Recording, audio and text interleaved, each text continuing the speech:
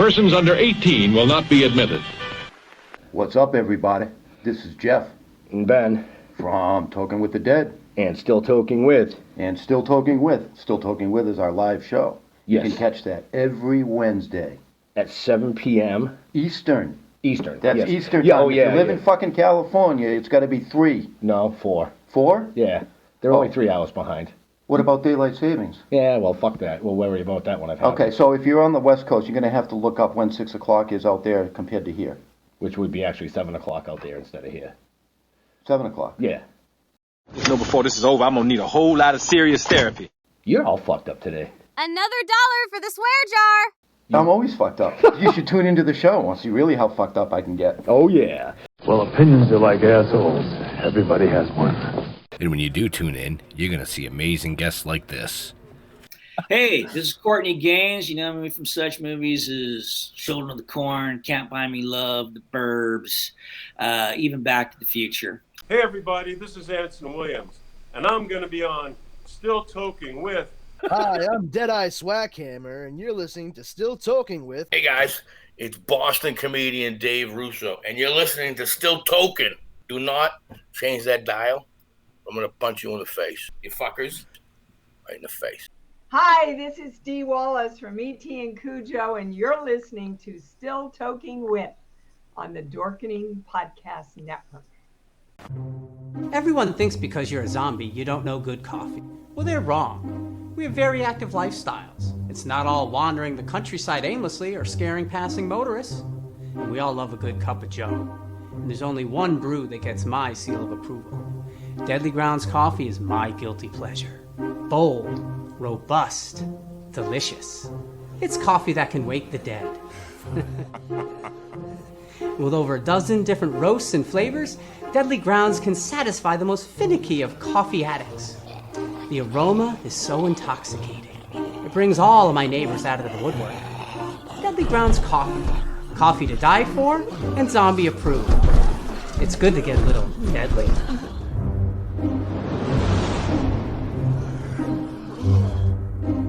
Use the front door! Oh, they're so disgusting. Hey, happy Wednesday, everybody. You're watching Still Token with. My name's Leo. I'm the monkey behind the keyboard here. We have a gas show for you, as always. And unfortunately, Benjamin joining us. Unfortunately? Wow. I used to like you. I'm just saying.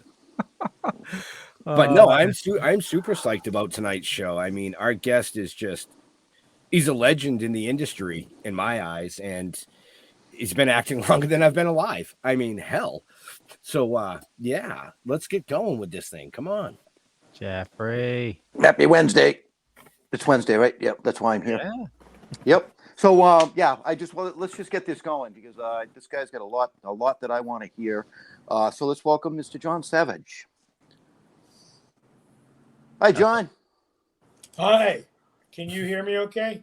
Absolutely. Yeah. Yeah, we can hear you just fine. You're looking pretty good. I know.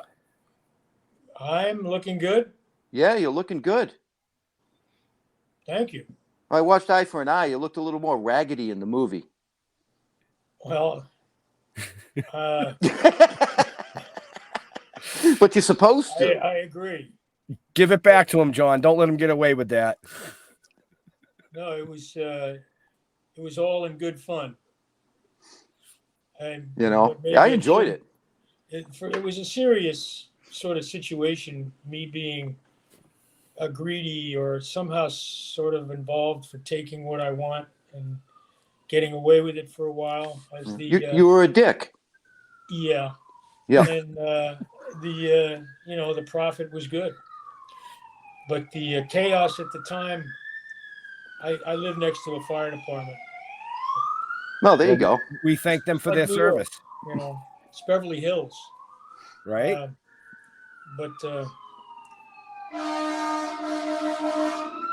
are you? No, they do that. The paramedics. But there's a lot of action in Beverly Hills. Things are a little different than they used to be. Wow. But the there's a lot of action everywhere. Right. So the idea of me being a little rough in that movie, I was playing a man who had gained a lot of power, and at that time, post-Civil War, it was possible to grab land and get bigger and get stronger and control things and own the main, situation with law and who was involved with the sheriff and all that kind of stuff. So it picks up on that basis with a woman struggling with a single kid who I've allowed to live on my property. And of course, I'm kind of thinking about the future somehow, maybe with this beautiful woman. And yet she has more character than me.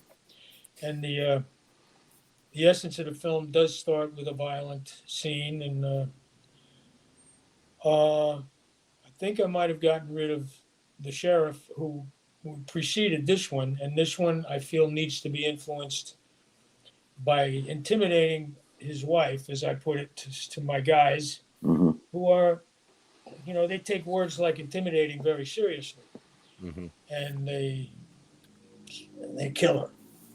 Now that's the most violent time you'll see some indication of violence in the film, I think, as opposed to just the emotional stress that is created among people struggling to get revenge and yet satisfy something that is important to the integrity of people being oppressed.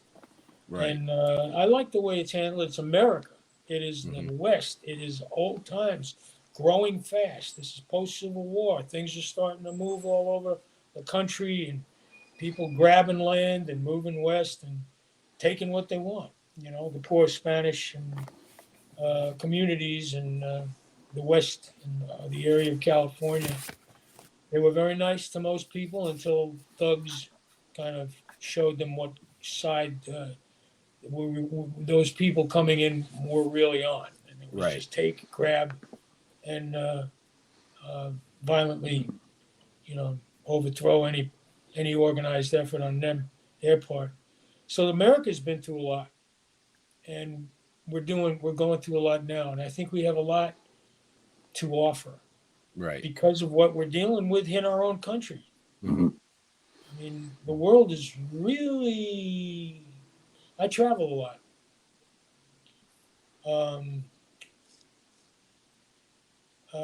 People that came over the border here for years suffered because of just the stress and the heat and the violence of travel.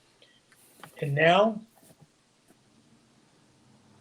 the valley in San Fernando Valley gets up to 130 degrees. Wow. Add another 20 degrees. Yeah. Can you figure that? Can you even comprehend that? No. And yet people are struggling with their best effort at night to, there's hope here. And it's not it's a very difficult position we're in. Europe went through that. Now we have people in other parts of the world that are being forced out by the millions in countries that are affected by the attacks of Russia. And we're in there too, trying to defend, but it gets mixed up. A lot of people, 5 million, 5.5 million, they say, for what's it called? The one Middle Eastern countries. And now, so this is a film about America. Right. And I love it. Right. I love it. I love the area I filmed. I really enjoyed the, it's a payback movie. You know what I mean? It's based on emotion too. It starts with emotion. Yeah. You know what I mean? And, but it was so well done. Because it wasn't really out of anger and violence like you see in a lot of these, because a lot of those movies are horror style, where something happens to somebody, and then it becomes a horror movie, and it's all just butching and slaying and all this. But this had a really, really cool storyline. No, I'm saying that's what makes this one so different. Yeah. No. I was saying, what kind of westerns are you watching? Because I know. I wasn't talking about westerns. I was talking about like somebody murdered, revenge type movies.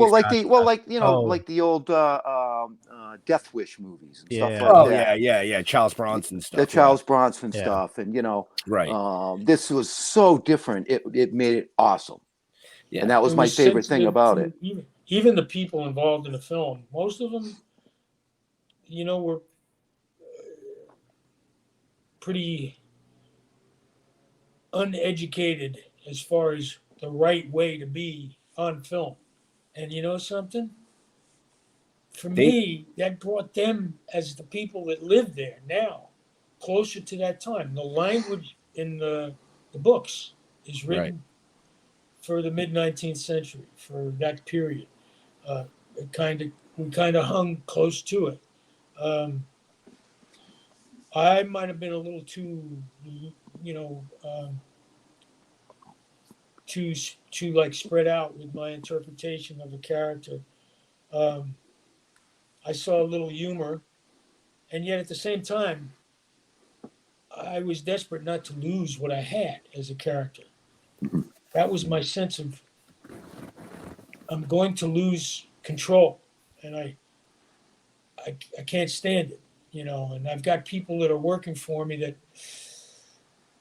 I'm the one that causes the violence because I want something done or else. It's simple. I want more. Right. I want more power. You have to have those people around that will do what you want the way it has to be done. And I've gotten rid of maybe some people in the town government, and I have people that they work for me. And I put a touch of like slight humor in the attitude sometimes, and it didn't work. But the point of the thing is that, like, these are real people. They really did this. They really went through this. It's like the South. I did a film that was great. It was filmed on the plantation in northern Mississippi. It's now part of the heritage of Mississippi. And a couple of brothers I know working on as grips on the film came from New York because and it's in my family too. Now, my daughter-in-law, her mom and I were friends before we knew our kids were living together. All right. And she got the two master's degrees, 2 doctorate's degrees, coming from the little clan of women and the great-grandma who left the South after the Civil War. The family was slaves for 4 or 5 generations, slaves. And the women had formed what we have in this country, and we don't recognize, but a unity separate from the men. They were strong together. They didn't have men. They could love them, but they weren't allowed to see them. And they had God. They manufactured faith combined with their history and what they saw in the Baptist church in Mississippi. The grandma was part of being a part of that Black Baptist church. They had to hide that. What's his name? The great professor who has the heritage, or not the heritage show. He brings people to the history of their family. Professor Gates. He's an African-American who you go there and you see the history. And we need to do that, whether it's Native American, whether it's immigrants, whether it's slaves, whether it's African-Americans. This is America. You know what America means to some people in the world? Right. If they have neighbors in the same faith, start to get upset with them, they kill each other in the same culture. But they're just different. They live further apart. The language is slightly different. This is the Middle East. The Taliban is pretty rough. But I worked in Egypt in the middle of the desert just a couple of months ago. It was freezing cold, no electricity, and this incredible history right in the middle of what was the Bedouin village with Roman walls in the hills nearby, and just Roman caves, and these huge walls that are over 8,000 years old, dilapidated. But the girls have to keep in line till the age of 12 and go to school. And once they do that, stay home unless you're with a family member. And the trouble is, they're abused by those who are more educated with money and know people with outside interests, like for oil, water, whatever. But the rights belong to this largest nation in Egypt. They're Bedouin. They are nomad. They travel. They call this desert their village because they know at night where they're going on these huge dunes. They drive in the Toyotas because those they can fix a piece real quick if they need to. They're master mechanics out in the desert, and they know their way in the dark. It's beautiful. And the water, you have to be careful driving in the desert because hot spas can suddenly come up, be in that area. And the desert does move and covers things and then goes back, opens things up. But hot water can be bubbling up. And if you're driving and you forget where you are, there's cold little spots with water, hot spots. You don't see them, but you get into it, and so this is people who know their land. But we had Arab, we had women. The whole company was, women in charge of different areas. The director was a woman, and languages going all over, and it gets a little rough.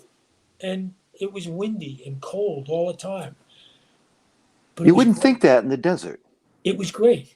Right. Huh? You wouldn't think it was cold in the desert. In the winter, it's freezing. Go out to our desert right here in LA, in California. I mean, it's freezing. Wow. We had little fires in our little adobe rooms at night, but who's going to go to sleep? To go to sleep, the fire goes out. Right. Sounds like me. And arthritis, for some reason, like 800 feet below sea level, maybe, but whatever it is, I didn't know I really had bad arthritis. And I had surgery right after the movie. I postponed the surgery to do the movie. I had to have a hip replaced. Now, right now, 2.5 months later, I'm fine. No pain. I go jogging every morning. I'm working out. I'm fine. But my shoulders, my hips, my knees, running through the desert chasing this little girl who was the last heir to these water wells. And this is it's all really happened. We're filming where it was abused, where this happened to a young girl. Her father took off under threats. The mother was killed, and she has a pet goat, running from possible threats from boys because they want to rape her to prepare her to have to marry the one man who was partially involved with me, the American wanting to own the rights to the water. She has the rights to only. The family inherited it from 8 generations ago. Wow. There's a world within these places we disacknowledge. The Native Americans in Montana the tribes, 7 or 8 tribes, came together in this beautiful mountain-surrounded area, and they followed through a kind of a valley. Thousands, hundreds of thousands of different people from different nations, to gather together in one area for just a getting together. It was like a giant cookout. Peaceful, huh? It's like a giant cookout. Yeah. You get everybody together. And now you have the Lakota and the South Dakota starving, committing suicide. You got nations really struggling. We have something to learn now.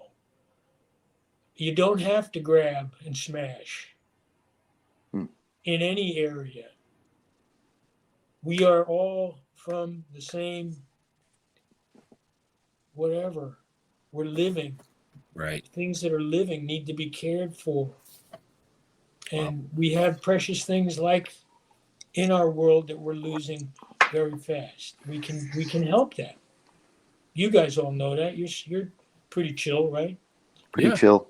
Yeah. Yeah. Well, listening to this, and it's no wonder that you have some of your movies in the National Registry. You have movies for historical accuracy. I'm moved by historical. No. You have movies that are registered with the Historical Film Registry. Oh, right. No. Right. There's 3 or 4 of them. The Deer Hunter is one of them. Right. For historical accuracy, and I think that's important. There's not enough of that. I would like to consider. We did this during COVID, this little film, and because of the spirit behind the couple of people involved, everybody went through with it. Mm-hmm. We did that with the film The Last Full Measure, and talk about the compassion for service 30 years later among young men who worked in government. A great actor played this part. He and his wife had to discuss this issue of him being forced to kick a guy out of the office who just keeps coming back, this senator. And he listened to this guy, and he had no idea what he was talking about. Vietnam. Right. Yeah, no, I know about it. No, he doesn't. And the man just said, these men on this letter, could you just call one of them?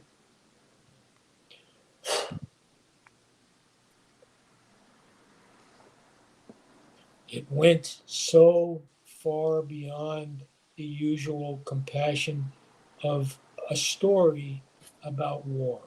The most violent scenes in the world of a true situation with 600 men. And one young kid who was a medic who drops in because they didn't get the radio message. You can't go there. Too much incoming.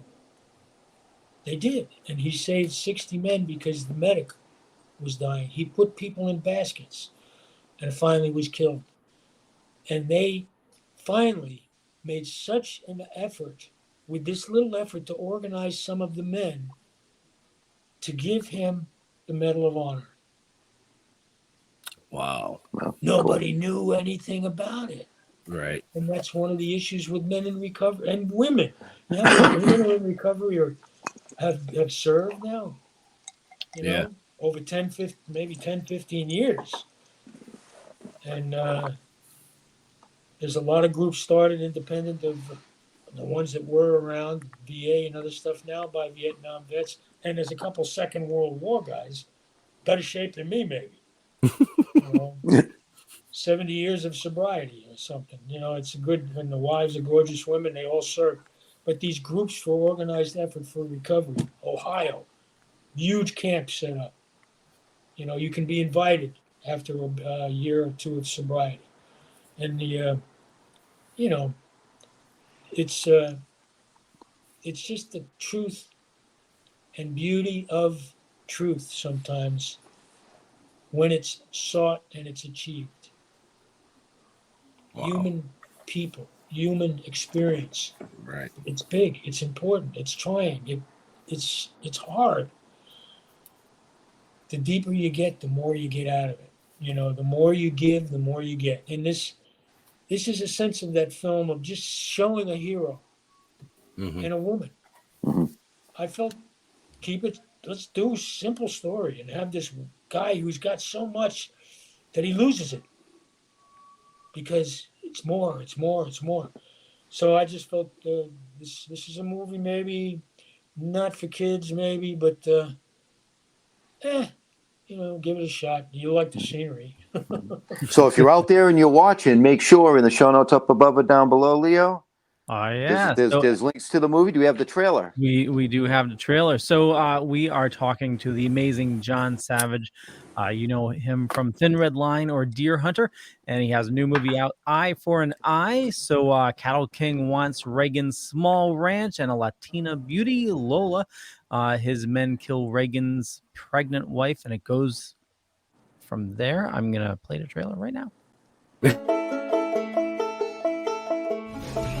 Some and I stayed some, I missed some and I made some. Just not sure. But I'm pregnant. Buttons and bows, all the pretty work.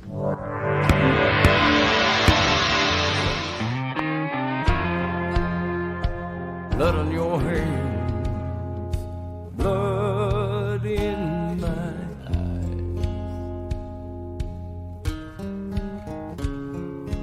You took the woman, love of mine. God is my witness. I'll send those that hurt you straight to hell.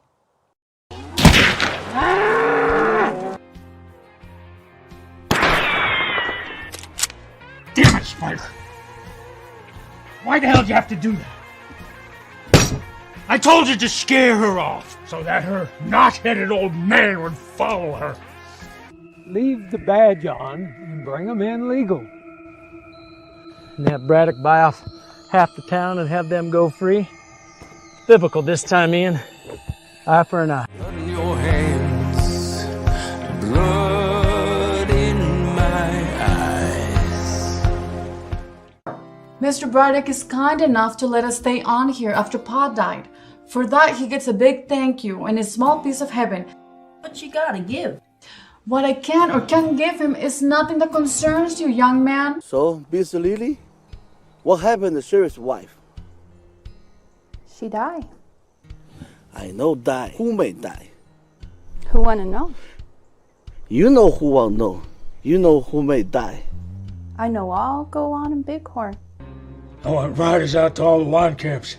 Every rider Triple R brand, eyes out, on the watch for that ex-sheriff Quint Reagan. You can call me Abe Lincoln or Ulysses S. Grant if you want to. Now, how do I recognize those four men? What's your name, mister? Sam Jones. I'm new to the place. I'm John Lawrence from the Spread the Word Gospel Wonderment Church. Pleased to make your howdy. Oh, yours too, Pastor.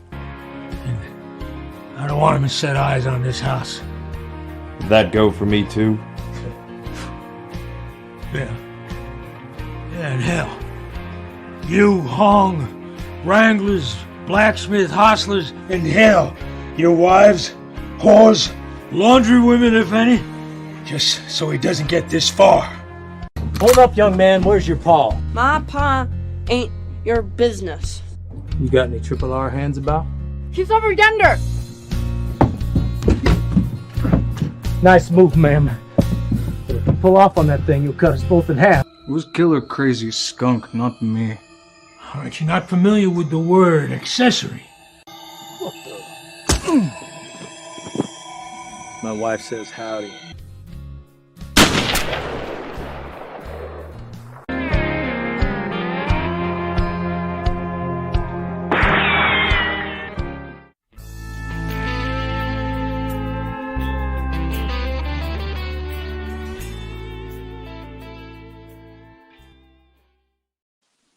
Eye for an Eye is available right now on VOD, wherever you get your digital movies, Amazon, iTunes, just about everywhere. All I want to say is Tall Horse is never coming back.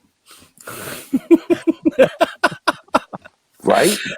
And in case our viewers, if you're listening to this later on podcast, or if you're listening to us on the radio, you didn't get to see that, but the co-star, Blanca Blanco, we actually interviewed her about 3 months ago. So 3 months ago, was it? Yeah, I thought it was more like 6. No, it was this year. Oh, see, I'm getting older. Time's moving faster. Time's moving faster. But she plays Lola McLaughlin, which is John's heartthrob in the movie. Right. So definitely check that out. She's a great actress and so professionally, really in touch. You know, she really and it's great to work with beautiful women in the movies when you feel they are really right here, right now with this work, and you can enjoy yourself. You know, it's not. I don't mean just goofing on people. It's a joy of like finding a little more energy for your character. Right. People are giving you something. Right. You feed off of that. I mean, the way she for me, the way she dealt with her child as a woman at that time, I felt that this is a woman who has the strength for compassion and wariness. You know, she's sensitive to this. She's the woman they go to for lunch. She feeds them. You don't mess around with her, you know. And I just felt this. It was a good touch, you know. It wasn't a cast of thousands. We had the right people. Yeah, I was gonna say you definitely had the right Yeah. people. Yeah. Because to the best of my knowledge, the gentleman that plays Regan, Shane Klaus, this was his first ever acting role. He's a real cowboy. Yeah, he's a musician by trade. And a beautiful musician, great singer. You know, I think and that's his. Go ahead. Oh, that's cool. His song is the theme song. Yes. Him singing, right? Yes. Well, you know, they played it at what's it called? Prescott, Nevada, Arizona. Prescott, and it's a little town with a lot of people. You know, it's a big town with a few people, and it's got a big theater, and everyone who came to see the film filled the audience that night. 700 or 800 people. Wow. With each single person was dressed with their own costume, wardrobe for that period. Everybody. They were into the West and into the characters, all the different characters represented in the audience. And they enjoyed that sense of time, difference, and period. And they were all from different parts of the world. I mean, it's a very diverse area, like Montana is getting. Montana's, I think it's a very red state, but it's got every kind of culture there. You know, for my brief travel, the area we were in was big, and you see some houses scattered. We worked out of the writers and producers ranch. Martin Cat, his wife, and Larry Martin, and the producer. What's his name? His father was one of the biggest filmmakers in our country, Mirish. I think David Mirish. And I was involved with Blanca and a few charity moves he made. One of them was a soccer match. And a bunch of guys had already been set up to play soccer against each other, some celebrities, not me. And she was invited to play with these guys. Who was the only person who scored? So, you know, she has a book out that is just so moving. Mm-hmm. Yep.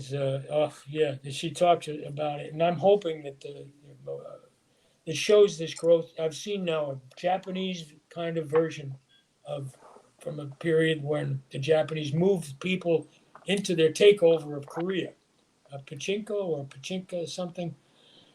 And it was directed by a really sensitive director who did another one. I want to say Blue Bayou. I'm not sure. But it had to do with migrants and immigrants as this situation the Japanese are put into by being forced to go and live in Korea. And the Japanese army, militant as it was violent to both sides.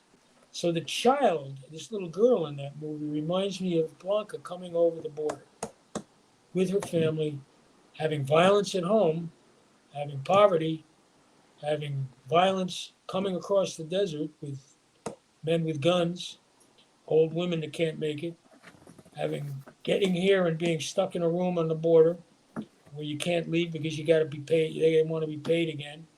You know, a little pot in the corner for anything you got to do for 30 people or whatever. I've seen this too. I've seen it from a distance. You know, I've worked in Mexico. I've been in the desert. I've been with police there. I've been with Americans at the border, police. And the situation, my grandson, he's Sol and Kano Youngs. He's writing for the New York Times now. He's only 28, I think. He started out in Boston with the Boston Globe. And he goes now, they fly him all over the world. He's working for the American, what is it called? Homeland Security. And it connects him to everything They fly them by the Coast Guard to the different areas where they're trying to set up places where people are coming in submarines. And in the South, he's gone through the whole border situation with trapped, little gated, chained, or what I want to call it, kids being put into these caged-like areas. Too many kids. The guys that are responsible for it are complaining too. They have families. They have kids. There's too many kids in one spot. You talk about COVID, Right. You rush them in, you put people together, and it's not going to stop. How many militant forces have driven people out of countries? How many people being bombed the hell out of countries? 500,000 in Ukraine, more than that, more than Syria. And this is our world. This is where we live. If we don't start taking care of, not just with defense and walls, because we're going to end up blocking each other off. We're doing it. We've separated into extreme right and extreme left. It doesn't help. It doesn't work. Protest and make your march for white people.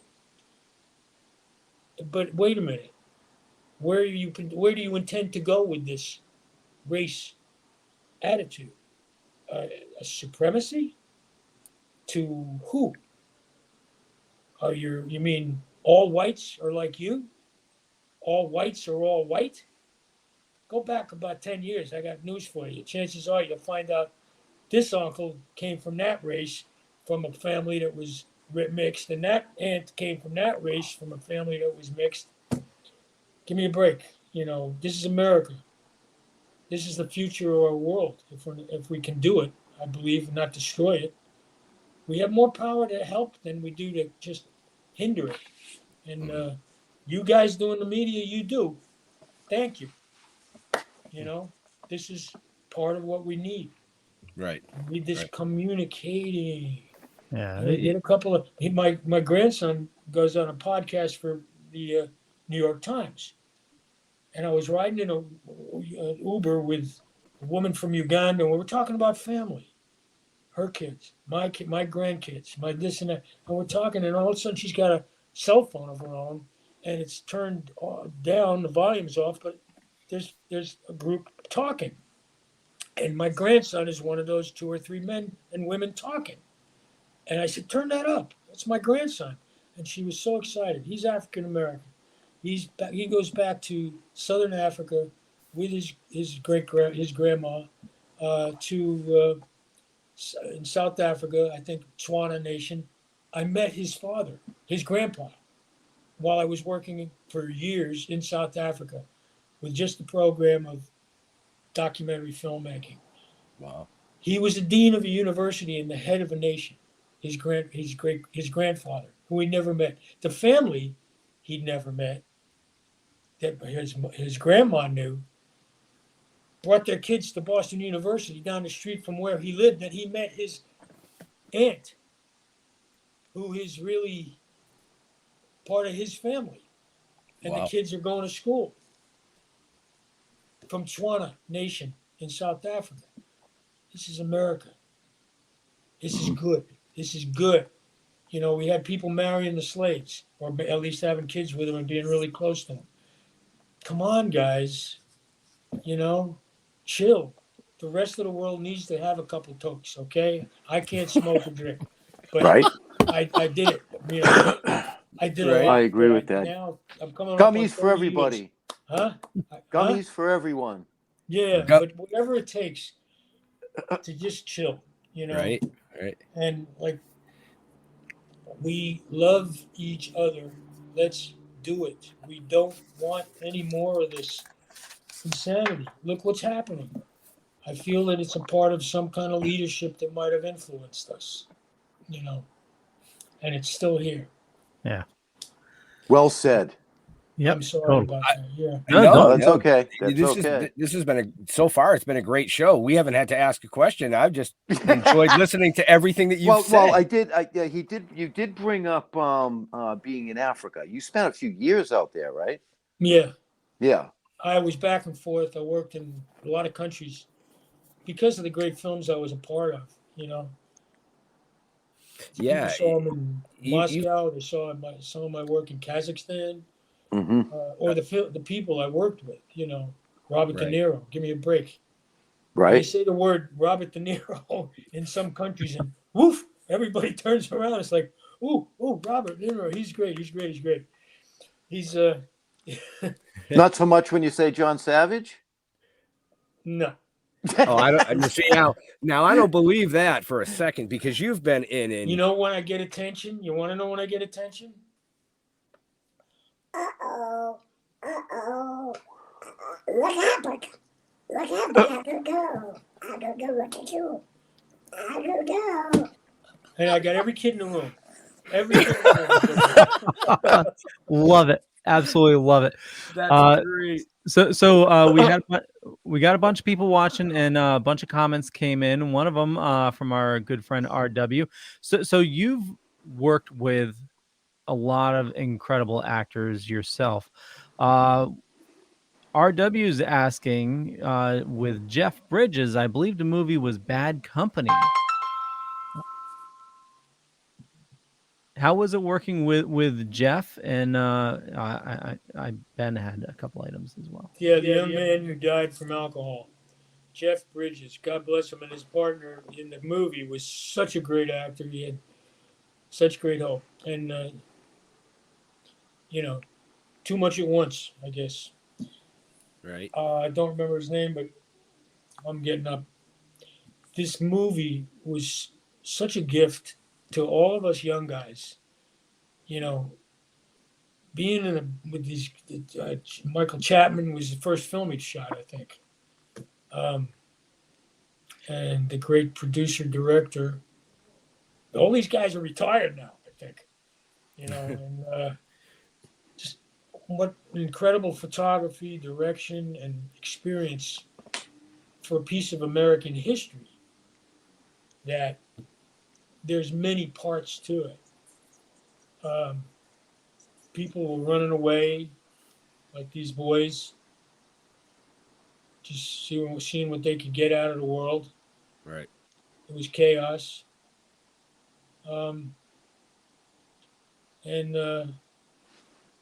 I was hung in the movie in the freezing cold in the middle of Kansas. I think we worked out of, I can't remember. I remember the name of the city area, the Plains area. It's beautiful. And Jeff was so compassionate. He's big. He was big. He'd come over every day. Good morning. How are you? Oh, come on. He's like, come on, Jeff.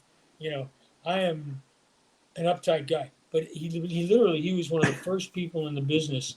In that company, too, I felt, I don't have to be scared.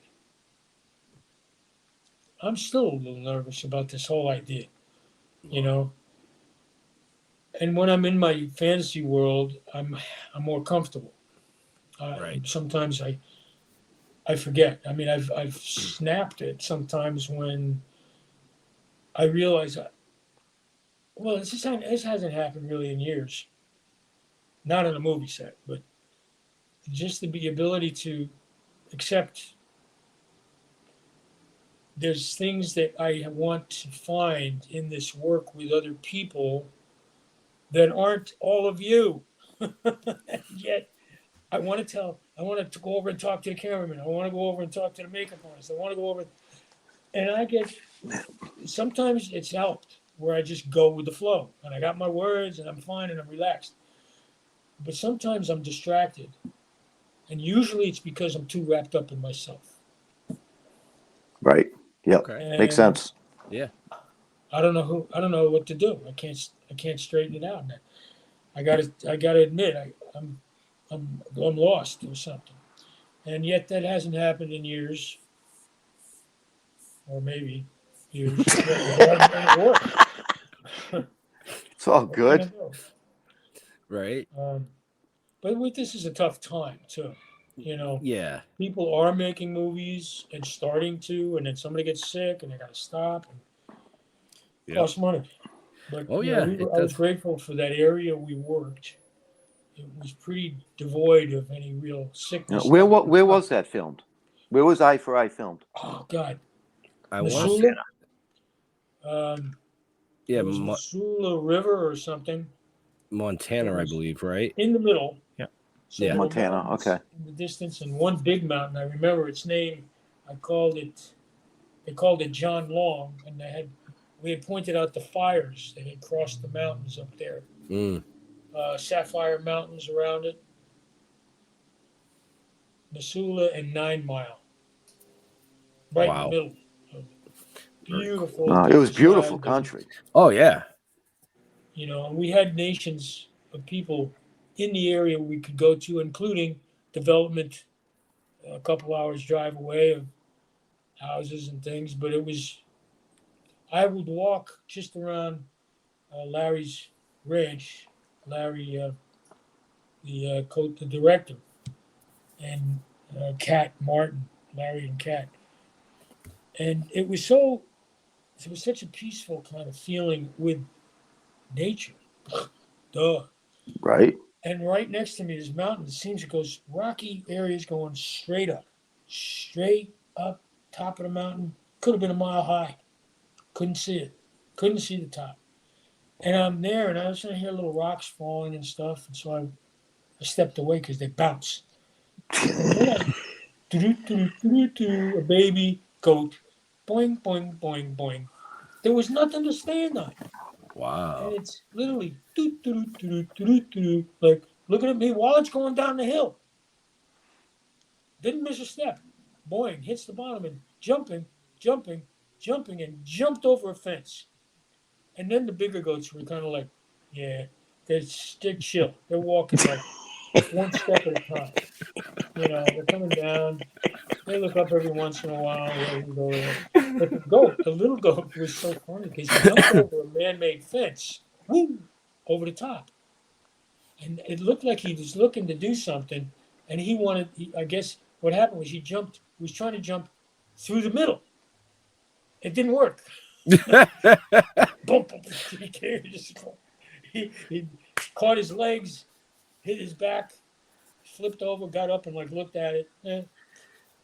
Keep jumping over the top. It's easier. That's funny, Hey. man. That was funny. Right. Beautiful countryside. Yeah, Absolutely. it was. It was beautiful. Yeah, it was. So yeah, like I was saying, you've been in a ton of movies, but you've been in a lot of TV shows as well. He did a lot of cameos. A lot of cameos from like Star Trek Voyager to Cleaners to Dark Angel, Law and Orders, Dick Wolf's stuff. But one of my all-time favorites is SEAL Team. I was so grateful to play a father. Yeah, you played Emmett Quinn. With a great actor. You know, they're just a team. They are a team. That show is, I think it's very good, well done for what it represents. Yeah. And, you know, I've been growing for years. I grew up in the middle of people who served in First World War. My dad brought him from the Bowery because he went there when all his kids, my grandpa, all his kids went into the service. Yeah. He said, take the little dumpy house. Don't look for me. His wife was tall and gorgeous like my aunts, athletes, but they were all alcoholics. And I saw one picture of her with beautiful jewelry on the car that she got. And apparently that wasn't when she was married to my grandpa. It was, she had, I think, I'm pretty clear about my uncle, my dad's brother, was maybe the same mom, but a different father. I don't know. But somebody was banging somebody. Yeah. But then my grandpa married her, and she stayed for a couple more babies and 3. My 2 aunts and my 2 aunts. So there was only 3 of them. The great uncle, the uncle who was my dad's brother by step, and my 2 aunts, beautiful women. And my grandpa went to the Bowery to die, to drink himself to death. Wow. The trouble is, if you're a good alcoholic, you could keep trying. You're not going to die. You're right. You know, things just start to go. And he was a champion runner. People would bet on him as a kid with high school races and stuff. They would change the names of runners, to change the odds. And he didn't talk a lot like my dad, never talked a lot. I got this from my mom. But he brought him to live with us and respected him for his service. Right. In Verdun, France. It was a trench that was dug 20 miles long during the Prussian War. And the French had to line up in the trench, get in there and face that direction only. I mean, the Germans were weird too. They built a wall to block the enemy only on one side of the country. But the idea, the gas killed them in the Prussian War in the trench, and the gas killed them in the First World War in the trench. No bullets. Yep. Didn't need to shoot. They waited for the wind to change. And my grandpa was a part of that being gassed. 1,000 men and Americans at that time. But he struggled with the death of others. I think a lot of us have that problem, or the suffering of others. And he lost his wife, who he really loved, to somebody else. I think the whole family of young kids, they brought themselves up.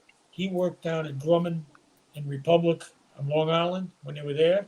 Now they're in California, I think. But the building, military stuff. And he drank.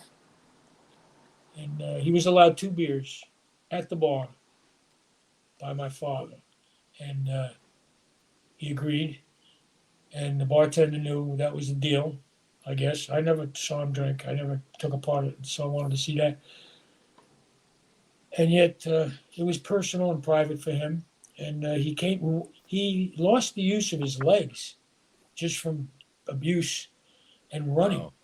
Wow. He was a damn good runner as a young man. And he had to walk, and he made himself walk in pain. 1 mile to the bar, 1 mile back. And you'd see him stop every once in a while. And I'd watch him. And he'd breathe, rub his knees, and then he'd keep walking.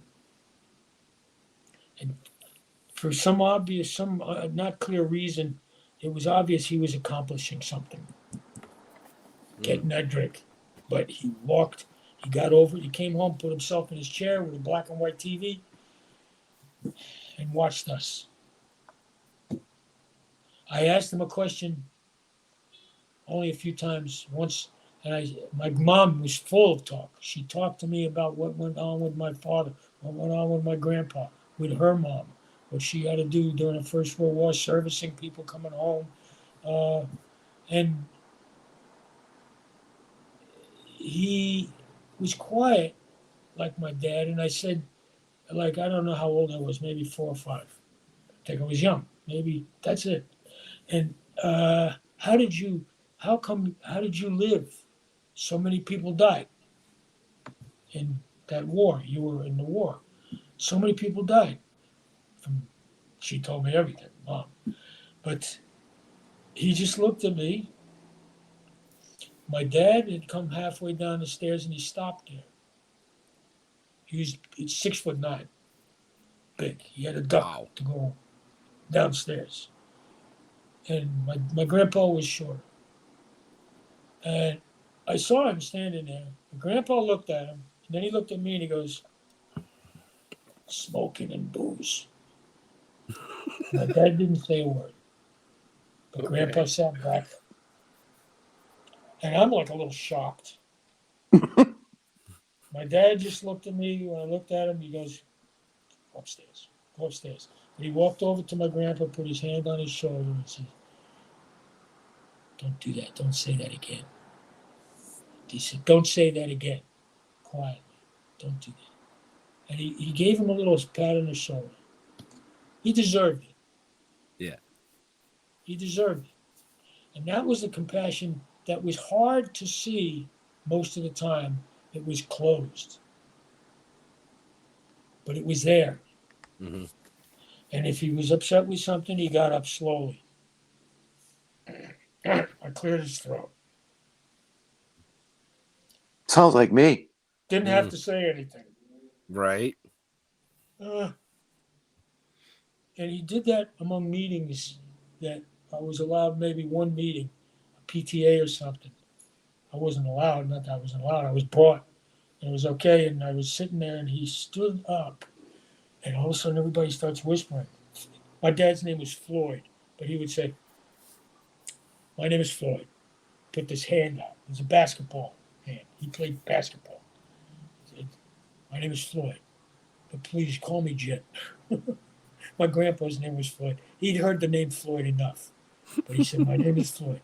But every time he'd get up, he would get attention with his guys playing bowling or doing whatever. He's golf. He's a great golfer. And they would call him Floyd, and he's like, not saying, he stands up, and everybody's going, I can see them moving their mouths. Floyd, Floyd, Floyd. They're pointing and saying Floyd. And he'd stand up and he'd say something quiet, like paying attention to the fact we don't really have a good gym and exercise program.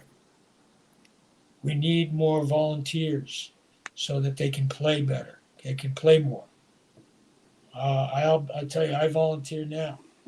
I'll be an umpire. I'll be a coach. I've worked with athletes my whole life. Something like that came out. And he didn't say that many words. It was more like the face would go. He'd look at some people, his eyebrows would go. 3 words. We need a good team. Here, something. Okay. Wow. He wanted to be an actor. I knew he really wanted to be an actor. The women put things together to get him to go to school. All the men who came back, they were kids when they went in. No, they didn't go to school. And the Second World War, and yep. So they all got the women to change. Adelphi University was not co-ed. They all said, we're making a co-ed. We're bringing men that live nearby to Hofstra, to these other schools. They should be allowed to come. And that was the leadership that they learned from 2 world wars and their mothers. Mm-hmm. So I have a question. No. No? Sorry. Fuck you. Ooh, give it back. Give it back. Hey, Give it back. No, seriously. You've played a lot of diverse roles. Do you have a favorite role that you've played? Oh, God, yeah, the next one. The next one? Okay. The next one. The next one, whatever that is. I've done some roles that were difficult, but because they were good written roles, not necessarily a lot of thinking necessary, or a lot of. It's like I've heard Chris Walken talk with Bobby De Niro. They don't talk. It's like there's a couple of people, a couple of faces. They make a couple of faces like looking around, look at each other. Come on, and Chris. Come on, Bobby.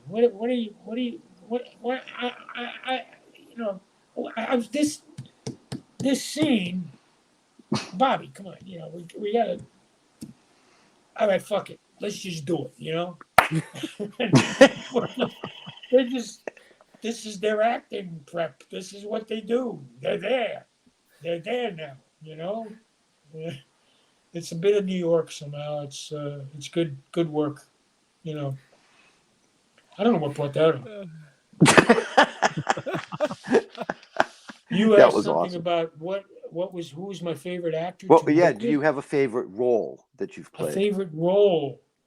Well, the Deer Hunter. Hair. Hair was difficult. I had trouble with hair. Ouch. Yeah. I Oh, felt sorry so about that. strongly about Didn't mean to the pull your sense. hair. You know, that movie was more of what the intention was, I think, than the play. Right. And I didn't want to do it because I was working in a play that I really loved. And then Milos came down, and I loved Milos's Czech films. I loved him as a director. To work with him in a movie, yeah. But he came up 2 stairs to say, Mr. Savage, Joe, how are you? It's a pleasure. Look, hey, would you like to have a beer or a coffee with me tomorrow? You know, well, sure. So we got together, and he brought me to where he was auditioning people, singing. John Belushi, all these incredible actors, singers, tremendous women singers. Oh, it was like watching an incredible musical because everybody had this different quality and beautiful voices. And he says, well, come on, let's go get something to eat afterwards. And the pianist goes and he's talking to one of the guys, or he's talking to some actor or some John Belushi or whatever. And I was like just waiting to do whatever. So he guides me out. We go across the street, I think, or down the street. I think we were in like Joe Allen's or Jimmy Ray's, one of the New York theater bars, restaurants. And he says, John, could you sing for me? What do you mean? I understand you like to sing. Could you sing something? Come on, just sing something. In the middle of nowhere. I said, I can't just do it in front of everybody here. It's all right. Well, he said, well, let's go across the street. Let's go where we got a space and some privacy. So I'm thinking, fuck this guy. You know, he's making me crazy. I sang an opera. Oh, del mio dolce ardor, to make fun of this crazy man and this music thing, and it's all bullshit. And I love music. I love it. But me, I've been in Fiddler on the Roof. I've been in, classic musicals. But then he says, that's pretty good. What do you think of the role of Claude in the show? He says, well, I said, well, he said, do you want to play Claude? I said, I don't want to be a hippie. Simple. I didn't say what I thought could be, what was going on with me with what I saw, because I saw the musical 5 or 6 times. I saw it downtown at Joe Pat's when they were putting it together. I saw it on Broadway several times with friends. I walked out of everything. At later show. I ended up seeing most of the show. But the irritation was my emotional involvement with what we were going through in our country, in our world. There was an essence of value that was missed to what we wanted to present, that we learned from our grandparents from the First World War. We learned from them and our parents during the Second World War, what they went through both times and what we had gained since then. And I saw how it started with just guys getting a job after college. No men. They came together to support each other for a couple of years. There was no work. They had GI Bill. You could buy a house for $4,000. You buy a car for $400. New. Wow. I was seeing this effort. My dad would put his hand up.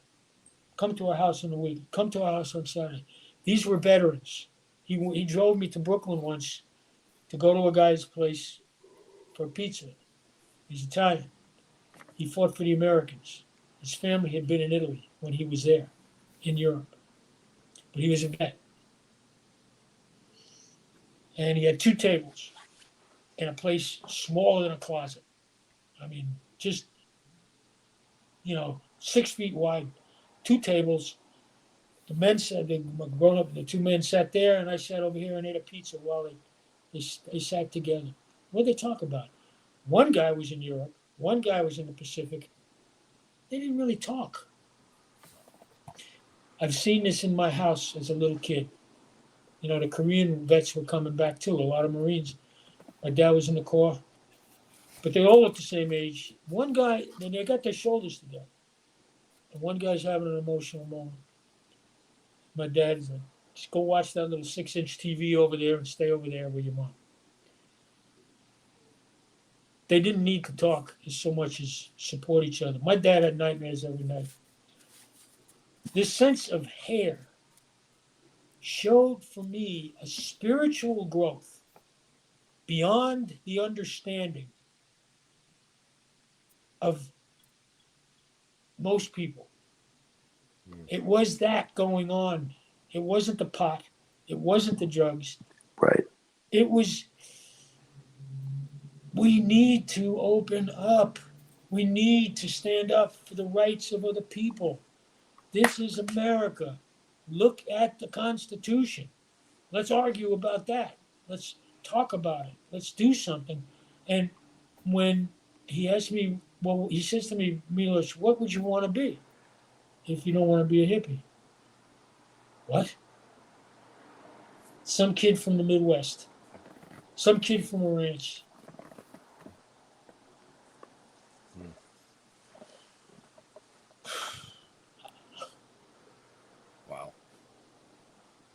Wow. Right. Wow. Thank you. Wow. Leo, you have another show tonight, right? I do. Okay. Oh, I thought you said that to me. Excuse me, yeah.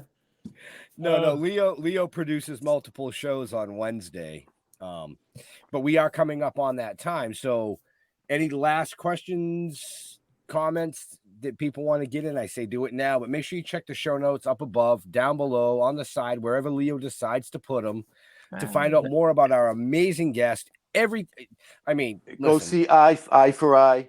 Yep. Go definitely check it out. Check out Eye for Eye. While you're out there, pick up Blanca's book, because we did interview her, and what a story, let me tell you. Can you imagine the little girl in that movie, in that book? The little girl, all that she's seeing, all that she went through, all that she gained and helped her brothers and sisters with. Yep. And she's still growing. She's still growing. She's amazing. She's an amazing person, amazing actress.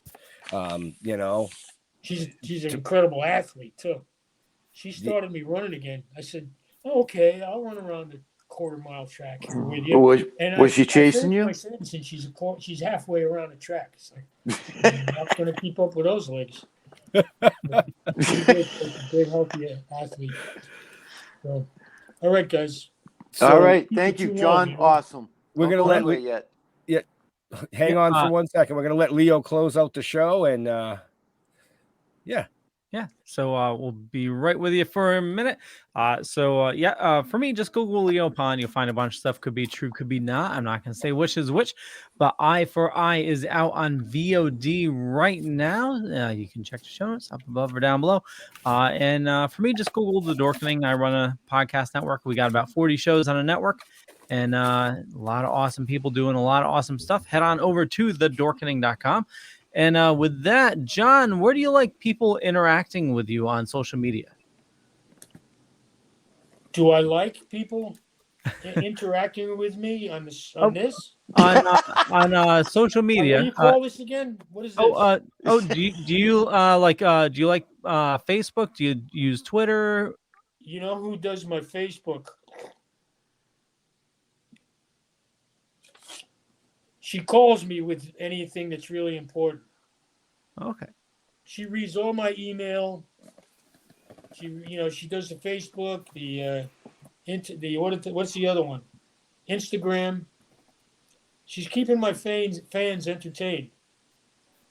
That's the way to go. You know, you don't have to deal with social media, but still be on social media. That's that. She there you go. discourages me to read that stuff.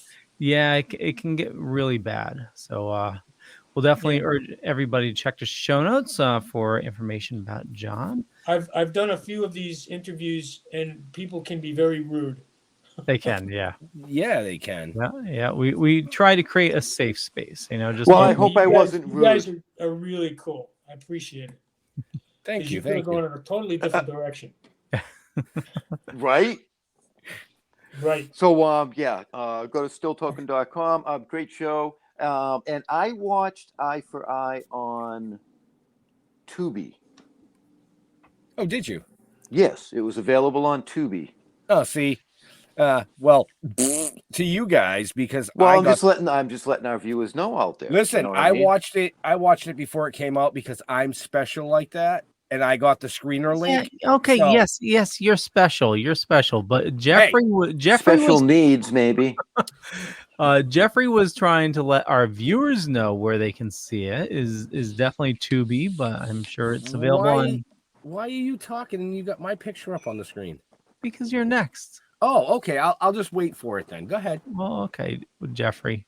Did you All right, finish? so your- I was done. Hey, John, thank you. I'm blown away. That was just what an honor. So yeah, don't ever. Well, Google Leo or Google Ben. So yeah, Ben, close us out. So yes, we want to thank John for coming out and spending some time with us. Hopefully you learned some things that you didn't know about him, because that's what we are all about. I certainly did. To all our veterans and first responders, we want to thank you for doing what you do every day so people like us can do what we do. We're out of here. Stay safe. We'll see you next week. Catch you later. Thank you, guys. Thank you, John. Now I Be need safe. to find the button. Here it is.